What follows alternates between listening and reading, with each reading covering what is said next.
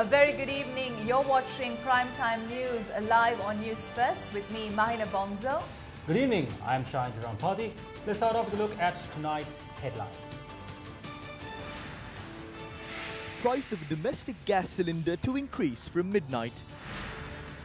President urges international community to allow Sri Lankans to solve their problems on their own.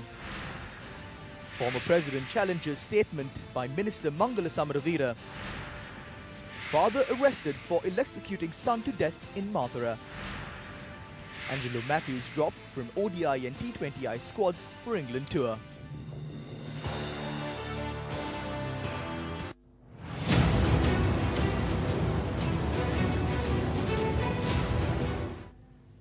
Addressing the 73rd session of the United Nations General Assembly in New York, President Maithripala Sirisena called upon the international community to look at Sri Lanka with a fresh perspective.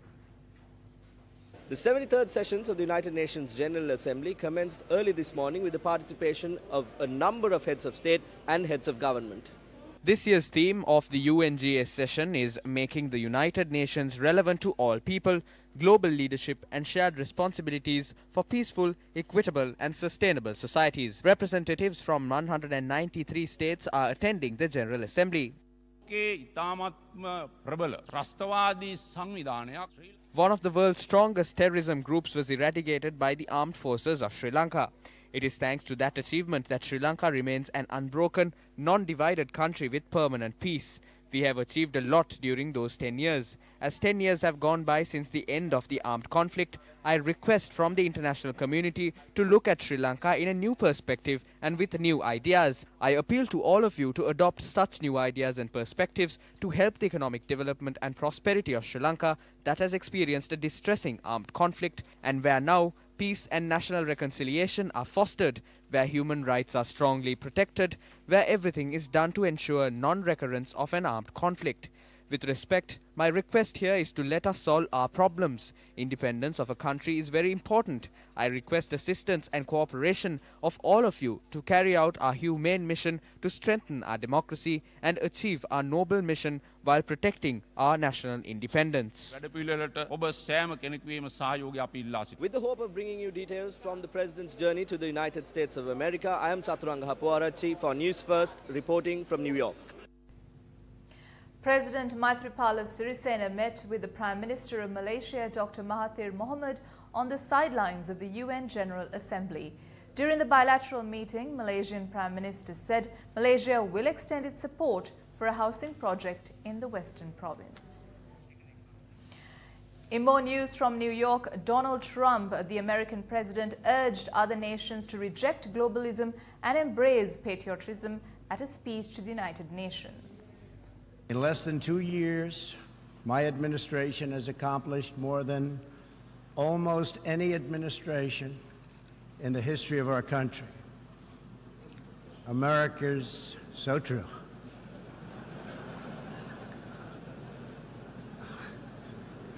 Didn't expect that reaction, but that's okay. We are standing up for America and for the American people, and we are also standing up for the world. This is great news for our citizens and for peace-loving people everywhere. We believe that when nations respect the rights of their neighbors and defend the interests of their people, they can better work together to secure the blessings of safety, prosperity, and peace. I honor the right of every nation in this room to pursue its own customs, beliefs, and traditions. The United States will not tell you how to live or work or worship. We only ask that you honor our sovereignty in return. On global matters that the United States is embroiled in, the US President had this to say. With support from many countries here today, we have engaged with North Korea to replace the specter of conflict with a bold and new push for peace. Iran's leaders sow chaos, death, and destruction.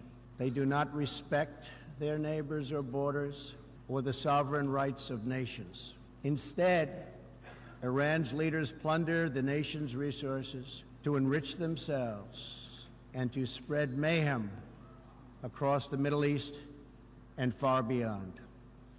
We cannot allow the world's leading sponsor of terrorism to possess the planet's most dangerous weapons.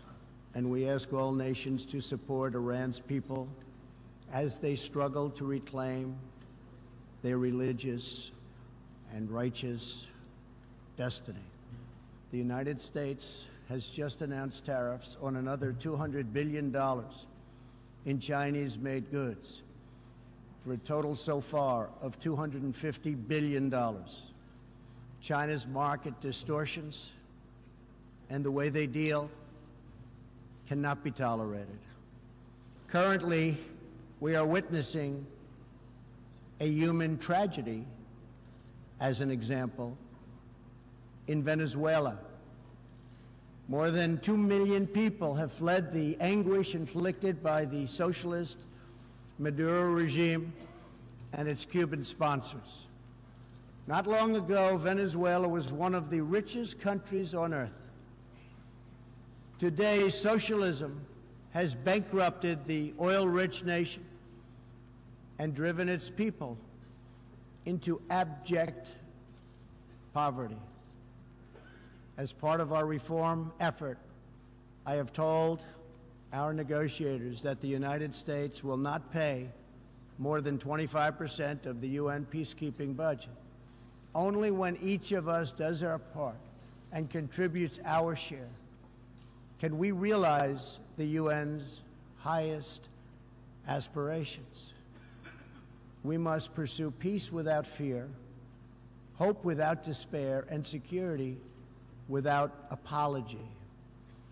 Thank you, God bless you, and God bless the nations of the world. Thank you very much. Thank you.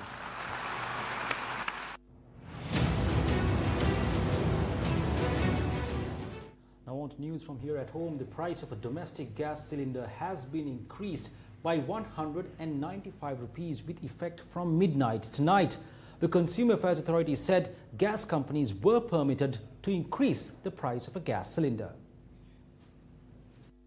It was just last week that the Cabinet of Ministers agreed to permit the increase of gas prices, taking into consideration the requests made by the respective companies. The Cost of Living Committee was vested with the power to decide on the price, and it was decided to increase the price by 195 rupees. Following the increase, the new price of a domestic gas cylinder will be 1,733 rupees. Earlier, it was 1,538 rupees. A spokesperson for the Finance Ministry said the price of a domestic gas cylinder could vary from district to district based on transportation costs. The LP Gas Distributors Association of Sri Lanka, convening a media briefing, sought an increase in transportation costs as well. The price of gas fluctuated on 35 separate occasions after the 2007 price formula was introduced. If we do not manage the price from our end, we will not be able to continue. Therefore, we seek a 7 rupee transportation allowance per cylinder. Over the past few months, the prices of a number of goods and services increased. As fuel prices were increased on several instances, with effect from midnight on the 20th, bus fares were increased by 4%. The fares of school transport vans increased by 5%, and with effect from the 1st of October, train fares will be increased by 15%. The present status of the economy was discussed on the Satana political debate program last evening.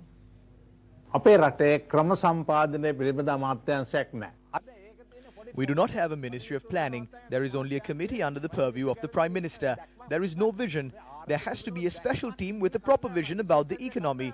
Now what they do is, the minister uses the money from the budget to do whatever he wants.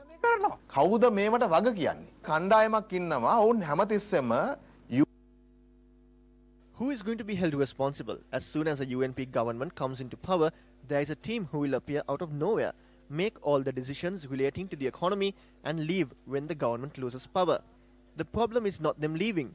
The problem is when they leave, they reach into agreements and create tax exemptions to foreign investors.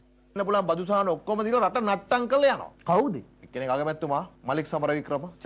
is the Prime Minister, then Malik Samaravikrama, Charita Ratwatta, Paskaralingam and Arjuna Mahendran, although he is not in the country. They are the ones who control the economy.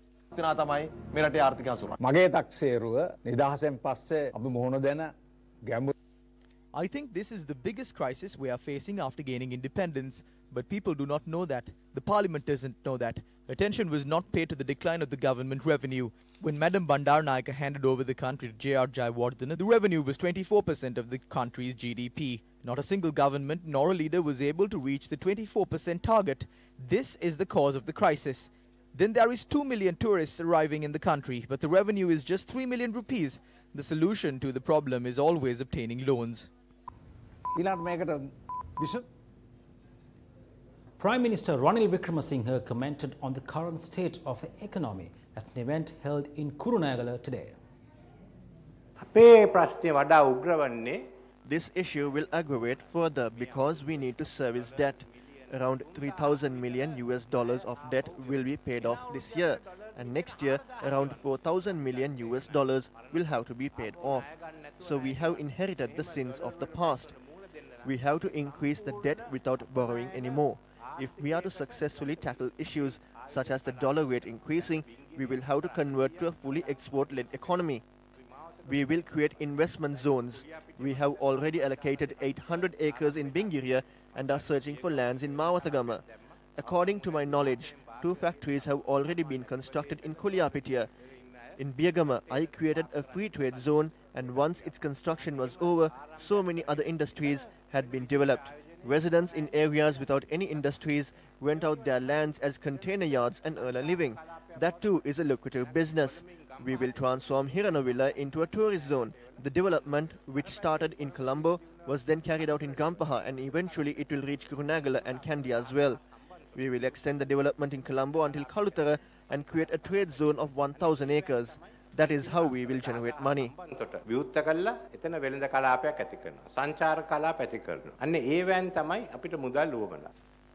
The new 3-storied building at Malayadeva Girls' School in Kurunegala and the prize giving took place under the auspices of the Prime Minister. On many occasions, we at News First highlighted a number of anomalies with regard to the construction of the Central Expressway. On the Satana political debate program last evening, aired on our sister channel Sirisa TV, 2 government representatives commented on the matter. An expressway is constructed at the cost of $900 million to reach Kandy. The expressway reaches Kurunegala. How much would it cost to construct a 4-lane road from there onwards to Kandy? Nobody thinks about it. Just imagine the loans that we are taking. Are we using it in a manner where we get something in return when we repay the loan? No, there is no such program. The money that was used for the construction of the expressway could have been used to build a railway line from Kankasanturai to Kataragama.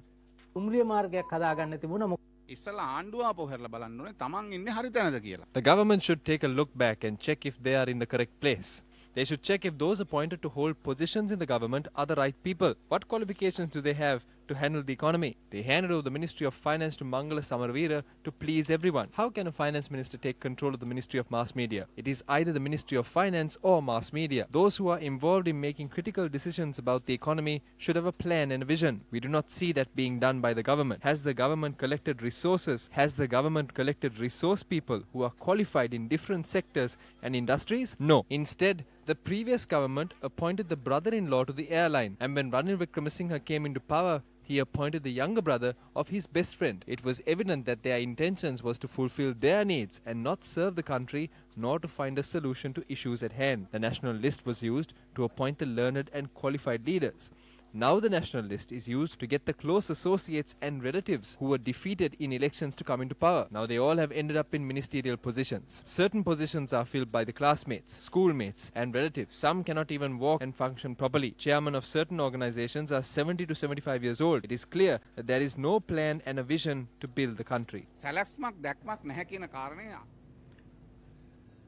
The country's attention has been drawn towards the arrest of an Indian national while he was allegedly at the residence of Namal Kumar of the anti-corruption force, who made a revelation on telephone conversations that raised suspicions regarding the security of the president and the former defense secretary. The Indian national is currently being interrogated by the Criminal Investigations Department under detention orders. As revealed yesterday, the statements made by an Indian citizen regarding a conspiracy to assassinate the president and the entire Rajapaksa family, including Mahinda Rajapaksa, are of grave concern. This should not be taken lightly. It has been many days since this was revealed to the entire country. But this government is yet to take any concrete measures regarding it. Addressing a media briefing today, police media spokesperson SP Ruwan Gunasekara elaborated on the progress in investigations regarding the Indian national in question. This Indian national arrived in Sri Lanka in January 2017. CID didn't have a clear idea about how he received money, so investigation should be held to ascertain as to how he received money, and the CID is looking into it. The most important fact here is that the Indian national has not revealed any information about an assassination conspiracy. In the statement, the Indian national had mentioned that he felt certain people were threatened due to several media reports about Namal Kumara's media briefing and the phone conversations. He had gone to Namal Kumara's house to inquire about that. Meanwhile, the Indian High Commission in Sri Lanka issued a statement to the media clarifying the arrest of the Indian national. The statement reads that the High Commission has taken the matter seriously, adding it has informed Indian authorities to conduct a background check on the Indian national based on the limited information provided by the Sri Lankan authorities. The High Commission says preliminary investigations have revealed the Indian national to have had a history of mental illness since the year 2000. The Indian High Commission in Sri Lanka said this information has been provided to the authorities in Sri Lanka, adding it has assured their fullest cooperation and support to conduct a complete and professional investigation on the matter. Construction of the new Kalani Bridge, which is aimed at solving the traffic congestion in Colombo and surrounding areas, is currently underway.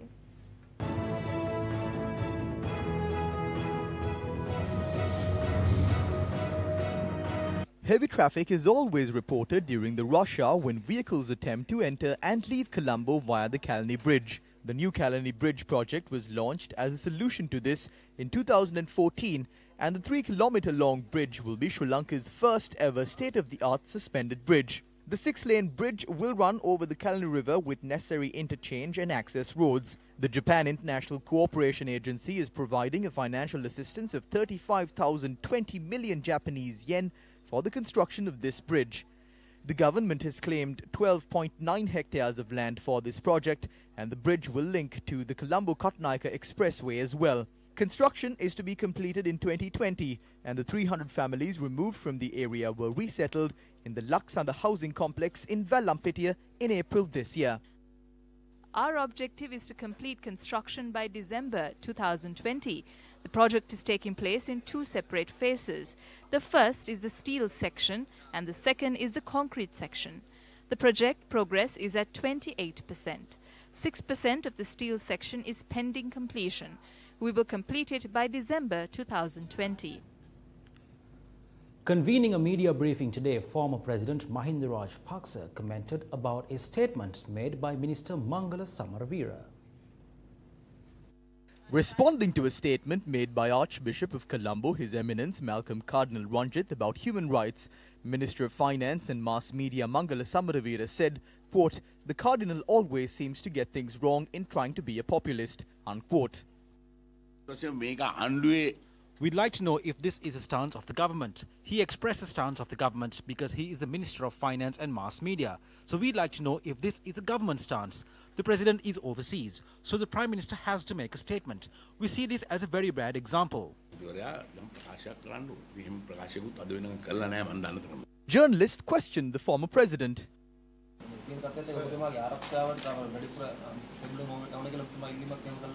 There is an ASP. He has made a request to increase the security detail. Security cannot be provided to the entire family. They will, by sending us to jail. I am not sure if they will say that the highest security that they can provide to us is in jail.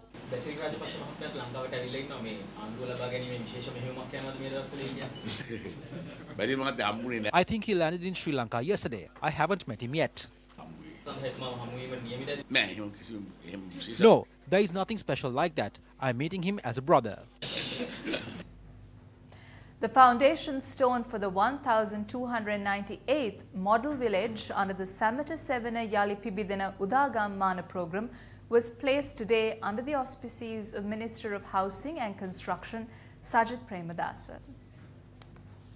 The foundation was laid for the construction of the War Heroes Model Village in Siribopura, Hambantota. This model village will be named the Sada Pujita Srimat John Kotalavalapura and will accommodate 32 houses. Land deeds were distributed to the landowners under the patronage of Minister Sajid Premadasa, while 1.2 million rupees of donations were awarded to every family. Those in the previous government questioned the change. I asked the war heroes to go ahead and experience this change. They built a war heroes village in Ipalogama. They charged for the land and for all the facilities. They charged money from the war heroes who sacrificed their limbs, and that is a shameful act. Do you want to know the difference? The government will not charge a red cent from the war heroes, and that is the difference. Are they not ashamed to charge from the war heroes who sacrificed for the country and not for their own families? We will not charge money from any lands given under the Udagammana program. The 59th commemoration of the late SWRD Bandaranaike was marked today. Former President Chandrika Bandaranaike Kumaratunga, Sunetra Bandaranaike, members of the Bandaranaike family and relatives were present for the commemoration.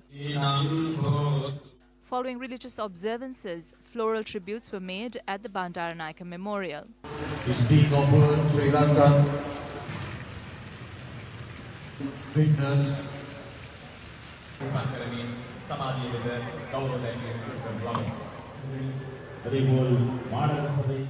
the late Bandaranaike contested for the Colombo Municipal Council under the UMP ticket in 1926 and left the UMP in 1951 to form the Sri Lanka Freedom Party.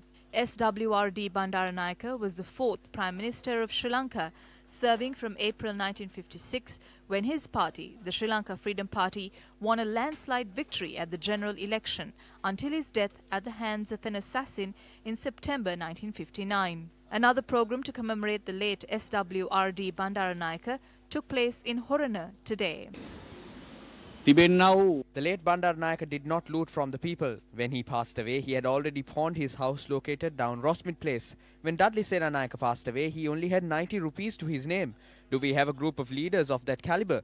That is the issue. Today, all MPs are treated as thieves. The parliament has become the den of thieves. The Colombo District Court issued an injunction against UMP leader Ranil Wickremesinghe, General Secretary Akila Viraj Karyavasam and 4 others, preventing them from taking disciplinary action against 6 UMP members of the Galle Municipal Council.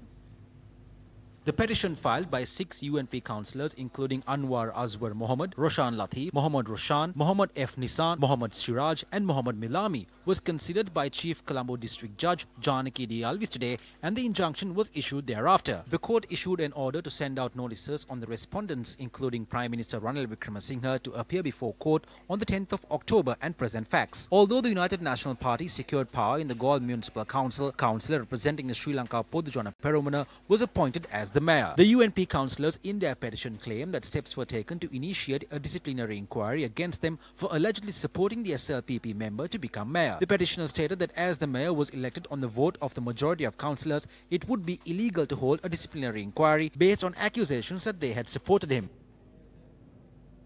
The Walgama area in Mathura woke up to some tragic news today as a father had electrocuted his own son to death. Details on Crime Watch.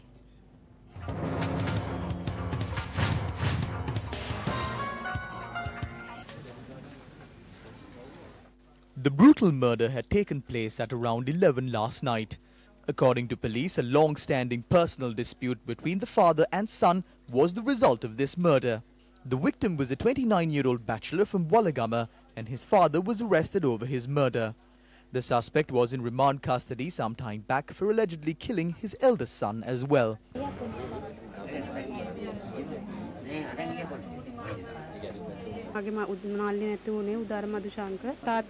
The deceased was my brother Udar Madhushankar. He had issue with my father because my other brother died at the hands of my father as well. He was stabbed. My younger brother was enraged over that and he often argues with our father at home. An argument broke out at 7:30 last night. He came to my home at around 9:30 looking for our mother. Then he left. Half an hour later, we got word something had happened. When we ran over there, my brother was lying flat in the garden. We could not take him to the hospital because of the electricity. We informed the police after that. Police said the father had planned and electrocuted the youth due to a personal dispute. Acting Magistrate in Mathura, Sisira Kumara, conducted a magisterial inquiry into the death of the youth.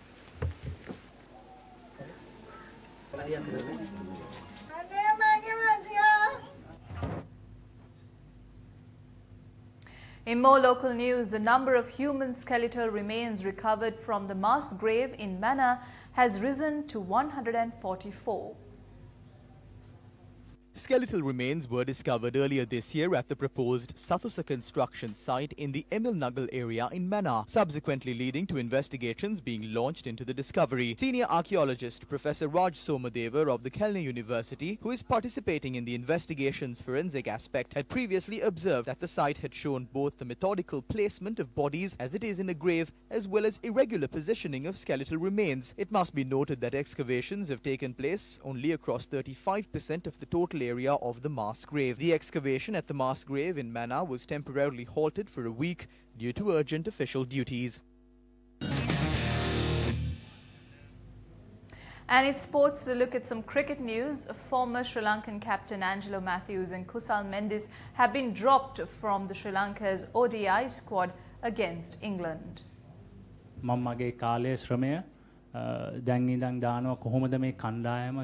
We plan on playing as a team and securing a victory. Do not reprimand the players. If there are any issues related to cricket, I will take responsibility.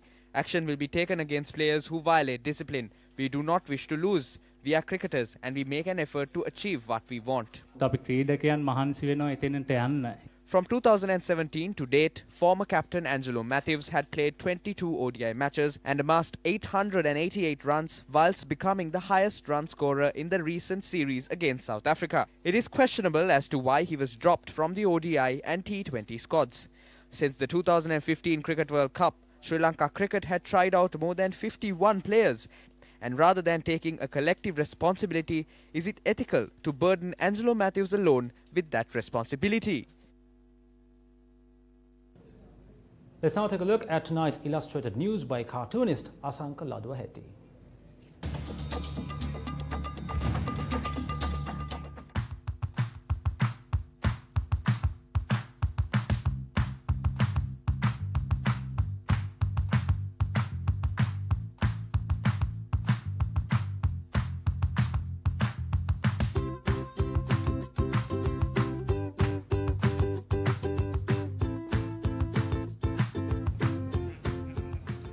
And that is a wrap of Primetime News here on TV1. Thank you very much for watching. I am Shahin Jurangpati. And I'm Mahina Bongzo. Good night.